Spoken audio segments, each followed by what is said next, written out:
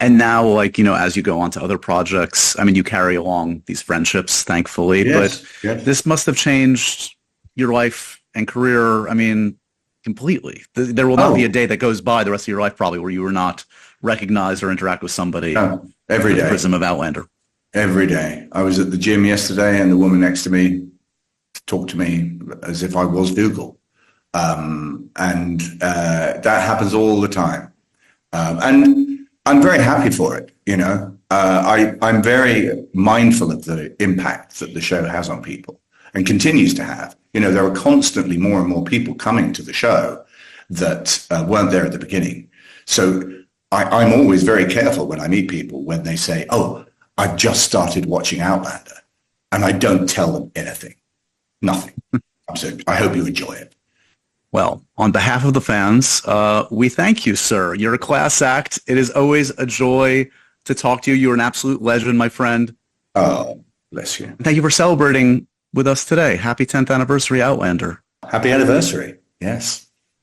Last but not least, I have two more incredible guests to help us celebrate the 10th anniversary. Say hello to the incomparable Sophie Skelton and Richard Rankin. Thank you. Happy 10. It's a pleasure to be here. Thanks for chatting, as always. Obviously, we are celebrating the 10th anniversary of Outlander, so we thought we'd first do a little throwback. 10 years ago, you weren't on the show yet, but I want to get a sense of where you guys were at in your lives and career. I mean, Richard, you were, what, like 12 years old 10 years ago? I was, yeah, 12 or 13, yeah. Had your voice changed yet? I was filming, actually, a show called 13. 10 years ago, I think, about 10 years ago with Jodie Comer. That's precisely where I was, in Bristol.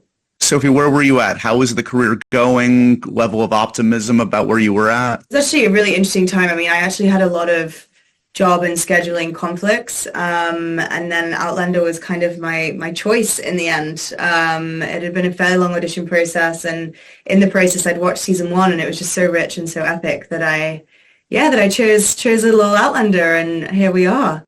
So in the beginning, when you guys were announced at end of 2015, early 2016, I think this is the first photo that you ever posted, Sophie, of you guys together. Let's take a look. Wow. Wow, 9 years babies. ago. I remember that day so well. I remember that whole day. Yeah, it was mad. We came in with this fresh energy. I mean, season 1 had already been out, and we were coming into the end of season 2, just like these two excitable kids, like just ready to really get our teeth into it. So that was at the ice skating. How did that go? I mean, look, I'm a ballerina. My balance is fantastic at certain things, but walking in a straight line or on ice, I am gone. And I failed to protect her, and I said I would. I said, you won't fall, I've got you. Okay, I will make sure you do not hit the ice. And right at the last moment, Gone. I failed it. I don't think any of us have ice skated together since, actually. No, I don't think we have. Maybe we need to do a 10-year anniversary of everyone. Yeah. You should get back on the ice and see if your chops are any better and if the trust is still there, and it would be a good bookend on this wonderful relationship. Wondering if I still have that jacket. Let's see how well you remember 2014 beyond your own lives. Some trivia about pop culture, what was going on in the world back then. Very, very basic stuff, guys. You ready? Okay, you say basic, Josh, but my pop culture is tragic. I'm not very we can cool. do this. Okay. We can do this. Do you remember where the Winter Olympics were held back in 2014? Was it? Wait, 2012 was... So 2014. Was it Japan? No. London? No. You can keep going just around the world. Sochi. It was Sochi, Russia. Of course. God. Oh. Yeah, I was there, actually. Yeah. What happy singer wore a lot of big hats that year? Oh. Happy. Because I'm happy if you see that happiness is the truth. Yeah. Isn't that? Are we looking for the name of the artist? Yes. I mean, I give you points for actually singing the song. It was Pharrell. Yeah. Oh. Yeah, of course. Damn. Let's talk about some Outlander firsts, okay? These are some firsts for Outlander in your experiences. You kind of alluded to this before, but do you remember the precise moment you two met and what that exchange was like, what you thought? What do you remember? I mean, we'd actually met in my chemistry read, and I remember knowing we'd get on because you had bought a whole box of Ferrero Rocher for everyone. And it was that moment where they're like, do you want one? And I was kind of like, if I have one, I'll have the whole box. And they kind of laughed as if I was being polite. And I was like, no, I'm not actually joking. And then it kind of unfolded as predicted. But that was probably our first meet. But on set, I think our very first scene was actually at the Stones, where Galis has gone through in season 2. And it was Katrina, me and you, and Claire, Brianna and Roger. And we were at the top of the hill. Do you guys remember the first like big stunt that you had to do? The first kind of physical action you had to do on the show? Stunt-wise, I mean, I think probably learning how to drive the vintage cars, like the double clutch and stuff on those. And I guess for Brianna anyway, like learning how to use all the old guns and set the gunpowder and try not to have it explode in your face. Yeah, that's always fun. That was big stunt. But you were driving the car a lot, huh? Yeah, if you want to call that a stunt, and I suppose I'm like a stunt, then well, probably Katrina and I could hear you coming up the hill. Yeah, probably back down. everyone kind of could hear stunty. me coming up the hill and grinding the gearbox to dust. I don't even know how to drive, so any driving is a stunt to me. So you're very impressive. Don't worry. Do you remember the first time you made a suggestion that made it into the show? Like something you might have improvised, something you might have suggested? I actually do. There's a scene, I think it's season 5. I mean, I don't know if this is the first, but it's definitely one I remember. Katrina and I had to run on the beach racing each other, and we had to be like sort of a throwback to something that Claire and Brie would do years ago in the present day, in the future. And I think I ad-libbed something like, man, that is not as easy in a corset. And the writer one day was like, no, you can't, don't say that, don't say that. And Katrina's like, you should say it. So we kept saying it in the take, and then it actually made it into the trailer and made its own gif. And I was like, thank you. Man, that is not as easy in a corset. I'm like Joey Tribbiani, aren't I? I'm just talking about something I've written, and now I'm going to get fired for saying I write all my... Richard, has anything did they ever listen to you? What was the first No, time? They must have listened. nothing. My entire time here, I've never even suggested it. I stick to the page. I stick precisely to what's written, and consummate professional me. Do you remember your first fan event, your first big kind of spectacle celebrating Outlander that you attended, and what was it like? The first Comic-Con that we went to was Yeah, New York. epic. It was New York, wasn't it? We did San Diego not long after that. And I remember that just being, incredible in scale, size. The fans that turned up for that. There was a good show of force for Outlander there, which is saying something at Comic-Con because it's so huge, and the shows that are there are so huge.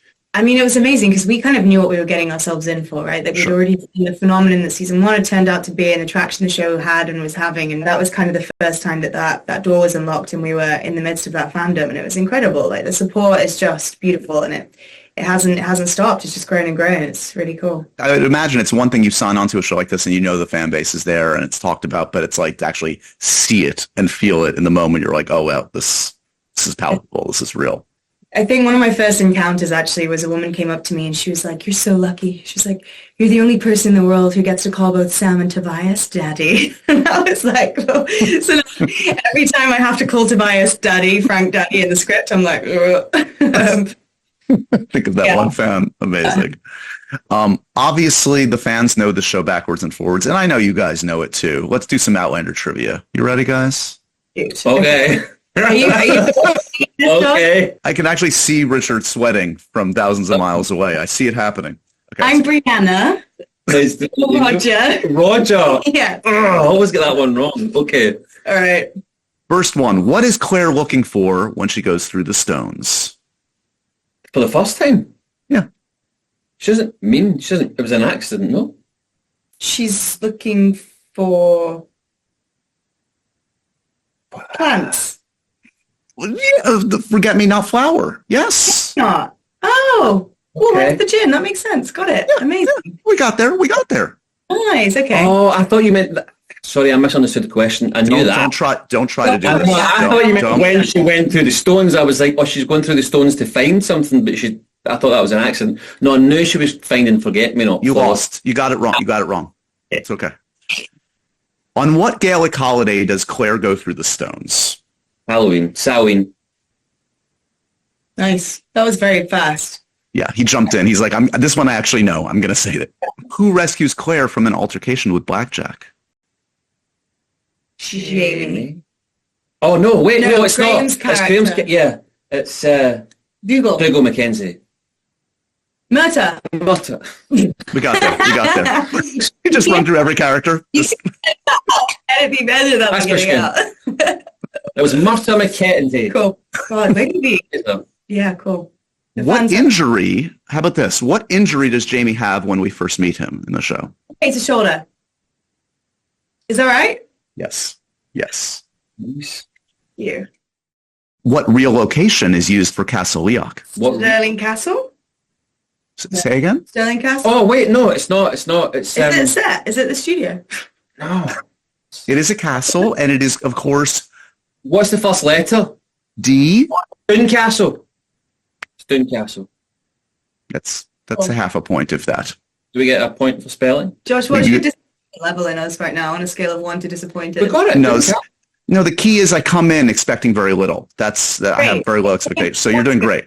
Baseline. Love it. No, you're killing it. You're killing it. How about this? We're going to end with this. 2 quotes. Tell me who said it. I've never heard a woman use such language in my life. What character said it? Jamie. You're so confident, and yet so wrong. Dougal. Dougal. Dougal. I've never had a woman use such language in my life. Nice. There's no place on earth with more magic and superstition mixed into its daily life than the Scottish Highlands. What character said that? Frank. Frank. There's no place on earth with more magic and superstition mixed into its daily life than the Scottish Highlands. That's a wrap on our 10th anniversary chat. Sophie and Richard, thank you. Thank you so much for taking us all on this incredible journey. What a great way to celebrate all things Outlander. 10 years. We love you. Best relationship ever. Mwah. And there you have it. 10 years of Outlander, 10 years of memories, 10 years of stories. On behalf of everyone from Outlander and Stars, thanks so much for being a part of the journey. And on behalf of me, thanks for joining us on this look back. Don't forget to tune in when Outlander returns for Season 7, Part 2, November 22nd on Stars. We started the show before TV as a realm was as big Was as it is now. invented. And, it's really rare that a show, even to this day, gets to Season 8. So it's down to the fans. We love you guys. It really is down to you that Outlander became what it was and is. I am deeply, deeply grateful. Thank you to the fans, because without them we wouldn't be here. And they've been incredible, and yeah, it's been quite the ride. But there's Thank still you. a little way to go. Lots to look forward to. Yes.